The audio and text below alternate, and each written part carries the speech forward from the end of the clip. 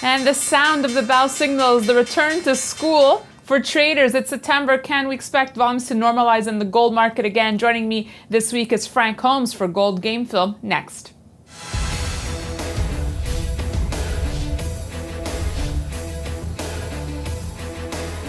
Frank, thanks for joining us. It's great to be here Tuesday morning after a spectacular long weekend. So, Frank, traders are back at their desks this week, and gold opened up this morning at a 10-week low. However, you are optimistic that September could be a good month for gold. How do you see it? Well, I think one of the big factors is we like to do these probabilities and look at them. They're never 100% certainty, but there are interesting cyclical patterns that we have. In fact, this past several weeks, I've written about it on our Investor Alert and Frank Talk on looking at the seasonal patterns for stocks.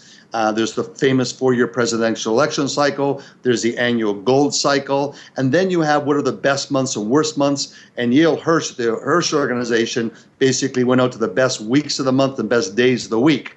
So I like this because they give you a 60 to 70% probability. And historically, September is a big rally month for the price of gold. And the big driver of that is the love trade. Frank, let's get to our OT segment now. Opportunities and threats in the gold market. Let's start with opportunities and Indian gold demand with the festival season starting. What are you seeing? I think you're going to have India's turn. Positive economic data points out of India. Their stock market's been doing exceptionally well. They all follow the stock market. It's amazing when you're there in India and you watch television. There are so many TV programs that have the ticker tape up and are talking about the stocks. And also they talk about gold. It's on every piece of media, which you don't see in Canada. And if you're in the US, or Canada is very exclusive TV stations continuously covering the news. So wealth effect will, I think, drive gold with that, in addition to that love trade is a key factor. Frank, and you mentioned the S&P, and it ended the month of August hitting a 32nd record of the year. Is a top out looming for the S&P, and could this be an opportunity for gold? Well, I think the bigger part is yes, and I think it's very healthy that the U.S. is leading the charge because the rest of the world is not.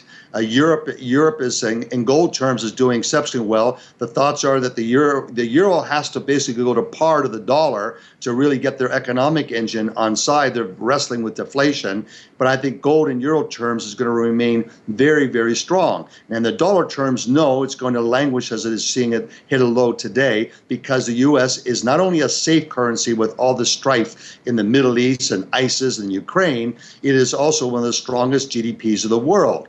GDP numbers will come out this week. We're looking back. I think they're going to be very robust. And looking forward, which is ISM or the PMIs for the U.S., remain very muscular, very powerful relative to the rest of the world, whereas China took a dip. Sadly, the data points came out in China were the opposite to the U.S., where the PMI for 1 month has gone below the 3 months. And that's a reverse from December of last year. Frank, let's get to threats now. We saw the U.S. manufacturing sector expand in August. Could this be a precursor to the other economic data to be released this week? And could this be a threat to gold? I just think it's very constructive. The U.S. dollar will be positive because on a relative basis to what's taking place in Europe and Japan, America has the most muscle. In your opinion, though, Frank, what is the biggest threat to gold right now?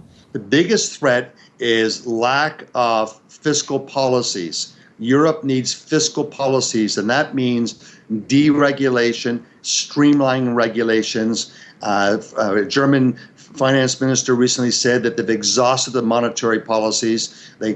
How much cheaper can they make money? But who cares if you say the money's cheap, but you can't borrow? So I think that's the real sort of no strategy to basically reinvent fiscal policy is going to be a negative. Frank, let's get to your touchdown pass of the week. We have the ECB, we have non-farm payrolls. What could it be? What's the touchdown pass for gold? It could be the ECB finally coming out with some strong fiscal stimulus to drive economic activity.